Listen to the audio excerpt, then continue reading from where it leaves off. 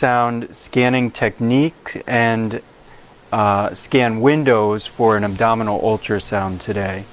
First, we're going to start with the left lobe of the liver, and to do that we're going to go subxiphoid, and we're going to first sweep all the way out through the left lobe, start to come back. First picture that I usually take is the lateral left lobe. Next picture, we come through more medial, and you're going to start to see the aorta come into the picture here. This is my next picture. Still sweeping more medially, you're going to start to see the IVC, and you'll see the caudate lobe. And we usually put color on the IVC just to make sure that it fills completely. This is our last picture of the sagittal left lobe here. From here we're going to start to come into the right lobe of the liver. And for that, I kind of follow this rib down a little bit. So it's technically, you're slightly obliqued. And what you want to make sure you do is you're pushing in and angling up underneath this rib. And what I do is I start at the dome of the right lobe and then take sequential pictures as we come down. So the first picture I get of the right lobe is just the parenchyma. You're above all the hepatic veins and portal veins. And then as you come down, you're going to start to see the hepatic veins come into view. The walls of the hepatic veins are less echogenic than the portals, and that's usually a good tip-off that you're seeing the hepatic veins. Besides that, you can also see them obviously go directly into the IVC. And then that's my second picture of the right lobe. The third picture of the right lobe you're going to take with the portal veins. If you were looking for any ductal dilatation, this is where you would see that, at the level of the portal system. And from there you just sweep all the way out of the liver. So that's the sagittal sweep through the liver. Next we go is transverse, and for that we're going to start again with the left lobe, subxiphoid, and you kind of grab the top of the probe here, and you want to make sure you sweep all the way up through the left lobe till you see the heart. And then as you come down, very similar protocol, you start at the top of the left lobe with the parenchyma. Coming down, you'll see the hepatic veins. And then last, you're going to see the portal veins. And you sweep all the way out of the left lobe here. You want to make sure you're sweeping through every organ, because if you don't sweep, you probably miss some anatomy and possibly some pathology too. So now from the left lobe, which is right here, you're going to angle slightly over and you should see the right lobe come into view. So you angle all the way up through the dome of the right lobe and start to come down. You get the parenchyma. Coming down, you'll see the hepatic veins again, and then you'll also come into the portal. And from here we just sweep all the way out of the liver, and now we're going to go to an intercostal window. So after you finish your transverse sweep subcostal through the right lobe, we're going to move to the intercostal window. And for this window, you're going to want to make sure that your probe is slightly obliqued, because you want to fit in between each one of these rib spaces to get the best view of the liver. And you start again up at the top of the liver, and next you come down a rib space, sweep through again.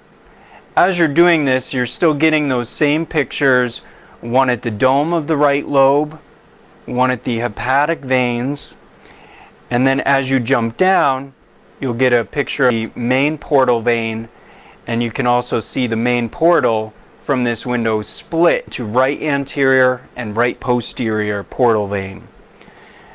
At the last rib space, you should start to see the upper pole of the kidney against the liver surface. From here, you can kind of judge the echogenicity of the liver and the kidney. And then, as you turn coronal, you'll be able to evaluate if there's any liver enlargement. The right kidney and the liver tip should both end at about the same spot. The whole time you're going to want to make sure that you're sweeping through the liver completely, just again to make sure you're not missing any pathology here.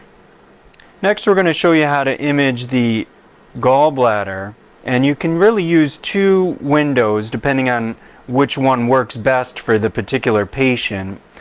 One of the two windows that I usually use is a subcostal window, and your probe may be slightly obliqued to the patient's body, but essentially what you want to do is open up the gallbladder completely. And so again, you might not be perfectly sagittal to the body to get a sagittal gallbladder. And from here, once you find that elongated gallbladder, you just sweep through. Next, we'll get a transverse image of the gallbladder in this same window. And what you want to do is just look at your probe and kind of think about in your head, if you turn your probe 90 degrees, you should be perfectly set up for a transverse gallbladder. So this is our transverse plane, and if you go back 90 degrees the other way, this should be your sagittal plane here. Another real good window for the gallbladder, especially for bigger patients or gassy patients, is if you come intercostal and you're going to kind of angle up towards the anterior part of the abdomen. Again, you're just going to open up the gallbladder to get its widest portion here. And same thing, once you find that sagittal window, to get a first look at your probe and turn it 90 degrees to that. For the gallbladder, we also get decube pictures just to make sure there's no stones trapped in the fundus, in the gallbladder. So for that, I'm going to have you turn onto your left side away from us. And for this, the gallbladder usually moves a little bit forward. So after you get your supine pictures of the gallbladder, you want to make sure you decube the patient just to make sure there are no stones that are stuck in the neck of the gallbladder.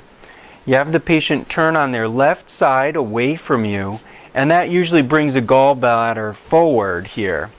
So we're going to kind of come subcostal here and just kind of sweep through, and you should see the gallbladder very anterior here.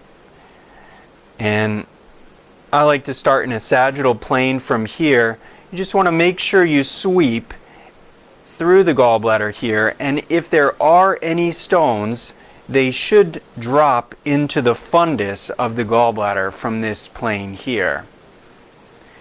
This is also good for opening up the neck of the gallbladder to make sure there's no stones that are impacted in the neck of the gallbladder here. Once you get your sagittal sweep, you're going to want to make sure you, again, turn your probe 90 degrees and just sweep through in a transverse plane just to make sure you're not missing anything. You can also see the porta hepatis and the CBD from this decube position as well. For this, you want to elongate the main portal vein, and you'll see it track right up into the liver. And then once you find that, you know that the CBD and the hepatic artery are right next to each other here. So you just kind of keep tweaking the probe until you find, or till you elongate, one of these tubular structures next to the main portal vein.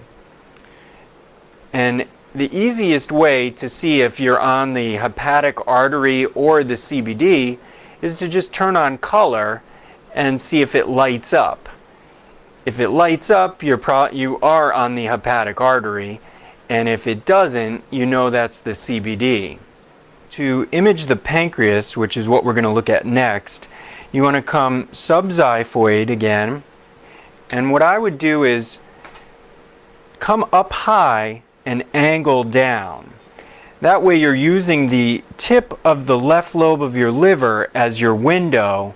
Instead of coming down low and angling up, you're going to use bowel, which is never a good scan window in ultrasound. So we're going to come up high, angle down, and the other key is you want to oblique your transducer slightly counterclockwise. This will set you up for a nice sagittal pancreas image. And if you look on this image here, you want to just see that splenic vein is a good landmark to let you know that you are, like every organ, you need to sweep through. If you just see the splenic vein and you can miss other pathology in the pancreas. And we'll also try to look at the head and uncinate process here all the way down to the tail of the pancreas. Most patients, you probably won't be able to see the entire tail of the pancreas just because it kind of dives deep from this position here. When you're looking at the pancreas, you want to look for certain structures in the pancreas as well. One of the structures that we can look for is the pancreatic duct, and that runs right through the body of the pancreas, you know, throughout the entire length of the pancreas, let's say. And you can look here. A lot of patients, you will be able to see the pancreatic duct, and we usually use 2 millimeters as a cutoff for our normal pancreatic duct measurement. If you angle towards the patient's right side here, you'll be able to see the head and uncinate process of the pancreas. If the patient has a good scan, you'll may be able to see the gastroduodenal artery, or GD, anterior head of the pancreas. And then in the posterior head of the pancreas, you'll probably be able to see the CBD if the patient is a good scan. All right, and if you find the CBD, you can also turn sagittal to the CBD from this position and elongate it as it goes into the liver. If you do see anything in the pancreas also, you could get transverse images of the pancreas, which for that your probe will be in a sagittal plane to the patient's body. As you sweep through the pancreas in a sagittal plane, you can use other structures as your landmarks to know where exactly you are within the pancreas. So a good rule of thumb is if you're seeing the aorta posterior to the pancreas, you're in the pancreatic body. And as you sweep more towards the patient's right side, when you see the IV, you know you're in the pancreatic head or around the pancreatic head part. And as you sweep through, you can just evaluate the pancreas in a transverse plane here. So to image the spleen, you're going to come to the patient's left side, and again, you're going to want to make sure you're scanning in this rib space here. So your probe is going to be slightly obliqued. And once you find that rib space, you'll feel the probe drop down into it, and from here you just want to make sure you're sweeping through that entire rib space. For the spleen, we usually measure, once you get to the maximal dimension of the spleen, we usually measure the length of the spleen in this window here. And completely in sagittal. For your transverse images of the spleen, you may see